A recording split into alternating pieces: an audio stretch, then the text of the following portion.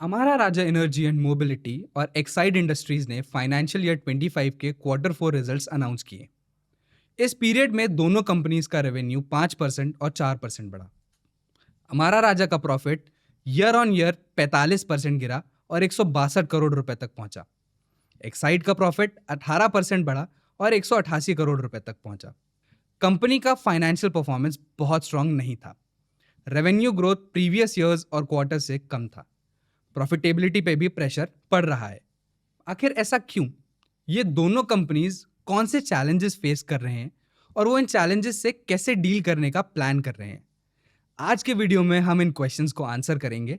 सबसे पहले हम दोनों कंपनीज के फाइनेंशियल्स एनालाइज करेंगे, फिर हम बैटरी इंडस्ट्री के कुछ चैलेंजेस को समझेंगे और एंड में हम दोनों कंपनीज के फ्यूचर प्लान्स भी डिस्कस करेंगे। चलिए शुरू करते हैं। सबसे पहले कंपनीज के फाइनेंशियल्स। फाइनेंशियल ईयर 25 एक्साइड और अमारा राजा के लिए एक टफ ईयर था। अमारा राजा की बात करें तो फाइनेंशियल ईयर 25 में कंपनी का रेवेन्यू ईयर ऑन ईयर 9.7% बढ़ा और 12,846 करोड़ रुपए तक पहुंचा, लेकिन एबिटा मार्जिन 14.2% से 12.6% तक गिर गया। फाइनेंशियल ईयर 25 में कंपनी का पैट सिर्फ 1% बढ़ा और 944 करोड़ रुपए तक पहुंचा। एक्साइड का केस भी सिमिलर ही था। फाइनेंशियल ईयर 25 में कंपनी का रेवेन्यू ईयर ऑन ईयर बस 2.7% बढ़ा। एबिटा मार्जिन लगभग 11% था और पैट ईयर ऑन ईयर 9% गिर के 800 करोड़ रुपए हो गया। तो इतना तो क्लियर है कि दोनों बैटरी जायंट्स के लिए फाइनेंशियल ईयर 25 एक डिफिकल्ट ईयर था। लेकिन इस वीक फाइनेंशियल परफॉर्मेंस का कारण क्या है? 5 चैलेंजेस हैं जो इंडिया के बैटरी इंडस्ट्री को अफेक्ट करते हैं। नंबर 1, OEMs का बैटरी मैन्युफैक्चरिंग में एंट्री, इंडिया का lithium ion dependence, telecom client loss, raw material inflation और चाइना के प्रेडेटरी प्राइजेस। इन चैलेंजेस को आइए एक एक करके समझते हैं। सबसे पहले OEMs का बैटरी मैन्युफैक्चरिंग स्पेस में एंट्री करना। बैटरीज किसी भी ऑटोमोबाइल का एक बहुत ही इंपॉर्टेंट पार्ट है। EVs के केस में तो ये सबसे बड़ा कॉस्ट कंपोनेंट है। बैटरी कॉस्ट टोटल कॉस्ट का लगभग 40 से 50% होता है और इसीलिए शायद auto manufacturers in house battery manufacture करके अपने कॉस्ट्स कम करना चाहते हैं। ये एग्जिस्टिंग बैटरी मैन्युफैक्चरर्स के लिए एक टू फोल्ड प्रॉब्लम है। देखो, ऑटोमोटिव OEMs अमारा राजा और एक्साइड के कस्टमर्स हैं। अगर ये खुद बैटरी मैन्युफैक्चरिंग स्पेस में एंट्री करते हैं तो अमारा राजा और एक्साइड ये क्लाइंट्स तो लूज कर ही देंगे, साथ ही नए एंट्रेंट्स इनके मार्केट शेयर को भी कैप्चर कर सकते हैं। दूसरा चैलेंज है इंडिया का लिथियम के लिए इंपोर्ट डिपेंडेंस। देखो दोस्तों, बैटरी मैन्युफैक्चर में लेड और लिथियम का यूज किया जाता है। फिलहाल लिथियम बैटरीज के लिए प्रेफरेंस बढ़ रहा है, लेकिन इंडिया के बैटरी मैन्युफैक्चरिंग के लिए लिथियम की तरफ शिफ्ट करना चैलेंजिंग हो सकता है, क्योंकि हम अपने लिथियम के लिए ऑलमोस्ट पूरी तरह से इंपोर्ट डिपेंडेंट हैं। इंडिया हर साल लगभग 1.2 बिलियन डॉलर्स का लिथियम इंपोर्ट करता है। हम 3.3 बिलियन डॉलर्स के बैटरी पैक्स भी इंपोर्ट करते हैं और इन इंपोर्ट्स के लिए हम चाइना पे डिपेंडेंट हैं। ये चार्ट देखिए, 2020 से 2024 तक बैटरी इंडस्ट्री के मल्टीपल कंपोनेंट्स के लिए हमारा चाइना से इंपोर्ट बढ़ा है।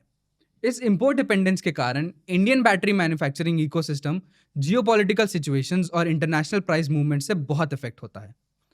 इन प्राइस मूवमेंट्स के कारण अमारा राजा और एक्साइड जैसे कंपनीज के रॉ मटेरियल्स कॉस्ट पर भी इम्पैक्ट पड़ता है। अमारा राजा के रॉ मटेरियल कॉस्ट उनके रेवेन्यू के 51 से 62% के बीच में है। एक्साइड के केस में ये नंबर 65 से 70% है। अगर लिथियम प्राइसेस बढ़ते हैं तो कंपनी के रॉ मटेरियल कॉस्ट भी बढ़ सकते हैं, जिससे उनके मार्जिन्स पे प्रेशर पड़ सकता है।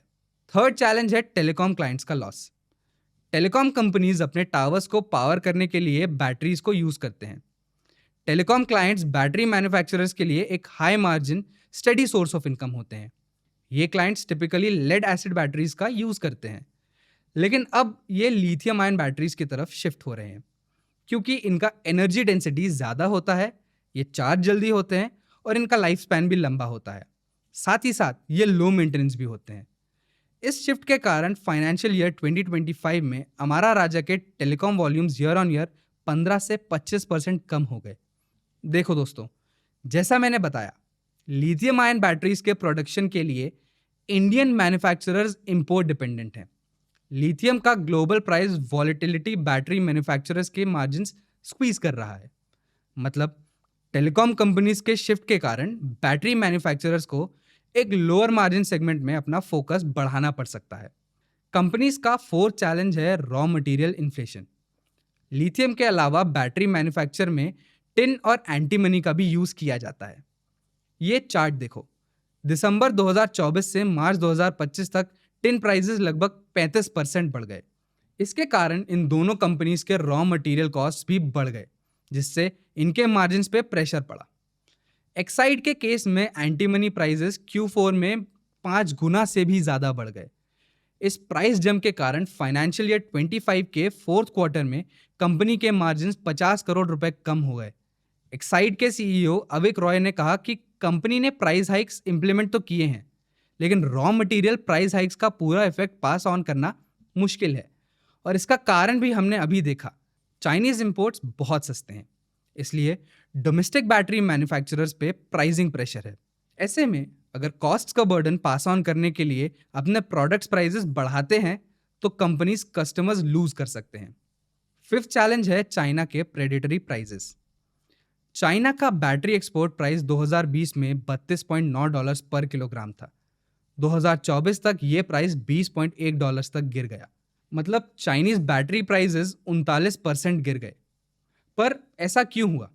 देखो दोस्तों, चाइना का बैटरी मैन्युफैक्चरिंग इंडस्ट्री काफ़ी डेवलप्ड है, इसीलिए उनके पास इकोनॉमीज ऑफ स्केल हैं। तो चाइना का बैटरी मैन्युफैक्चरिंग प्रोसेस काफ़ी ऑप्टिमाइज्ड है। और तो और चाइनीज गवर्नमेंट बैटरी मैन्युफैक्चरिंग को सब्सिडाइज और इंसेंटिवाइज भी कर रही है। As a result Chinese battery manufacturers अपने प्रोडक्ट्स बहुत कम प्राइजेस पे इंटरनेशनल मार्केट्स में सेल कर सकते हैं। इन रिड्यूस्ड प्राइजेस के कारण अमारा राजा और एक्साइड जैसे डोमेस्टिक प्लेयर्स पे नेगेटिव इम्पैक्ट पड़ सकता है। कंपनीज डोमेस्टिक बैटरी मैन्युफैक्चरर्स की जगह सस्ते चाइनीज इंपोर्ट्स प्रेफर करेंगे। मतलब अमारा राजा और एक्साइड के सेल्स चाइनीज मैन्युफैक्चरर्स के लो प्राइजेस के कारण नेगेटिवली इफेक्ट हो सकते हैं। तो इतना तो क्लियर है कि बैटरी मैन्युफैक्चरिंग इंडस्ट्री में कुछ मेजर चैलेंजेस हैं, लेकिन इन चैलेंजेस से डील करने के लिए कंपनीज भी 3 स्टेप्स ले रहे हैं। अमारा राजा ट्रेड से मैन्युफैक्चरिंग में अपना फोकस शिफ्ट कर रहा है। दोनों कंपनीज कैपेक्स भी प्लान कर रही हैं और वेस्टर्न टेक प्रेफरेंस के चेंज का फायदा भी उठाया जा रहा है। चलिए इन तीनों डिसीजंस को एक एक करके समझते हैं।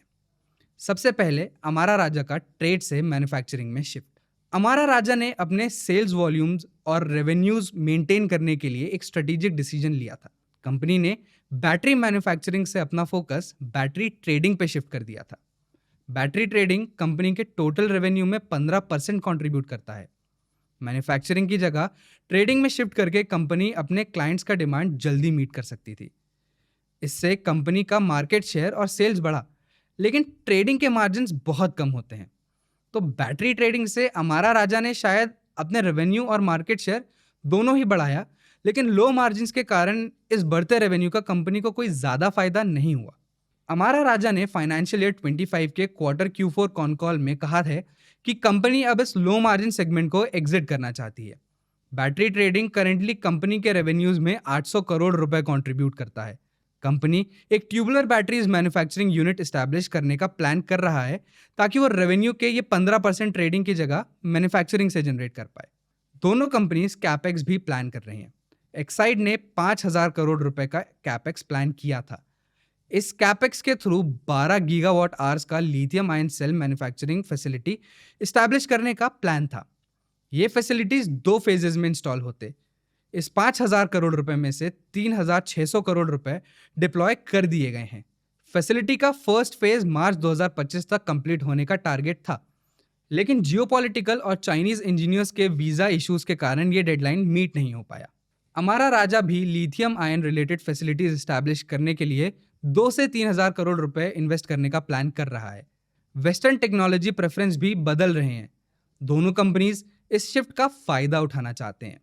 देखो दोस्तों, जैसे लिथियम आयन और लेड एसिड 2 बैटरीज होते हैं, वैसे ही लिथियम आयन बैटरीज के भी 2 और टाइप्स होते हैं, LFP या लिथियम आयन फॉस्फेट बैटरीज और NMC निकल मैग्नीशियम कोबाल्ट बैटरीज।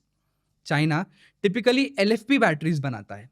ये सस्ते और सेफर होते हैं, लेकिन इनका एनर्जी कैपेसिटी कम होता है। वहीं NMC बैटरीज का एनर्जी डेंसिटी हाई होता है। इसीलिए यूएस और यूरोप जैसे मार्केट्स में इन बैटरीज का डिमांड बढ़ रहा है। इस डिमांड शिफ्ट को दोनों कंपनीज कैप्चर करने की कोशिश भी कर रहे हैं। एक्साइड एनएमसी सिलिंड्रिकल सेल्स बनाने के लिए मैन्युफैक्चरिंग कैपेसिटी एस्टैब्लिश कर रहा है। अमारा राजा भी हाईस्टार के साथ एनएमसी टेक्नोलॉजी के लिए पार्टनर कर रहा है। इन फ्यूचर प्लान्स के अलावा दोनों कंपनीज ने कुछ गाइडेंसेस भी दिए हैं। चलिए इन्हें भी एक बार देख लेते हैं। अमारा राजा के मैनेजमेंट ने 14% मार्जिन रिस्टोर करने का कमिटमेंट किया है। इस टारगेट को अचीव करने के लिए कंपनी बैटरी रिसाइकलिंग और tubular battery manufacturing facility establish करेगी। एक्साइड भी नियर टर्म में 13% और लॉन्ग टर्म में 14% का एबिटा मार्जिन टारगेट कर रहा है। इस टारगेट को अचीव करने के लिए कंपनी लिथियम आयन फैसिलिटीज में कॉमर्शियल प्रोडक्शन स्टार्ट करने का प्लान कर रही है। कंपनी के पास अपने चैलेंजेस फेस करने के लिए प्लान्स तो हैं, लेकिन इनका एग्जीक्यूशन सक्सेसफुल होगा कि नहीं ये तो टाइम ही बताएगा। इलेक्ट्रिक व्हीकल्स कंपनी के लिए एक अपॉर्चुनिटी तो क्रिएट करते हैं, लेकिन ईवीज का अडॉप्शन रेट अभी भी अनस्टेबल है। ईवीज का हाई प्राइस पॉइंट इनका अडॉप्शन इंडिया जैसे प्राइस सेंसिटिव मार्केट में काफ़ी डिफिकल्ट बनाता है। अमारा राजा और एक्साइड डोमेस्टिक मार्केट्स में चैलेंजेस तो फेस कर रहे हैं, लेकिन ग्लोबल एक्सपोर्ट मार्केट्स अभी भी पोटेंशियल मार्केट्स प्रेजेंट करते हैं। एनएमसी बैटरीज का यूएस और यूरोपियन मार्केट्स में हाई डिमांड और दोनों कंपनीज का इस सेगमेंट में एंट्री इनके लिए एक अपॉर्चुनिटी क्रिएट करता है। आपको क्या लगता है, क्या एनएमसीज में डाइवर्सिफिकेशन और ईवीज के ग्रोइंग अडॉप्शन के थ्रू ये दोनों कंपनीज अपना फाइनेंशियल स्ट्रेंथ रिकवर कर पाएंगे? क्या चाइना के डोमिनेंस से इंडिया बाहर निकल पाएगा? अपने व्यूज़ हमें कमेंट सेक्शन में ज़रूर बताइए। आगे आप कौन से टॉपिक्स पे वीडियो देखना चाहते हैं ये भी हमें कमेंट सेक्शन में ज़रूर बताइए। अगर ये वीडियो आपको इन्फॉर्मेटिव लगा तो इसे लाइक और शेयर ज़रूर कीजिए। ऐसे ही और वीडियोस के लिए चैनल को सब्सक्राइब करना भी मत भूलिए। आज के लिए इतना ही। मैं हूं आपका होस्ट आयुष। मिलते हैं अगले वीडियो में।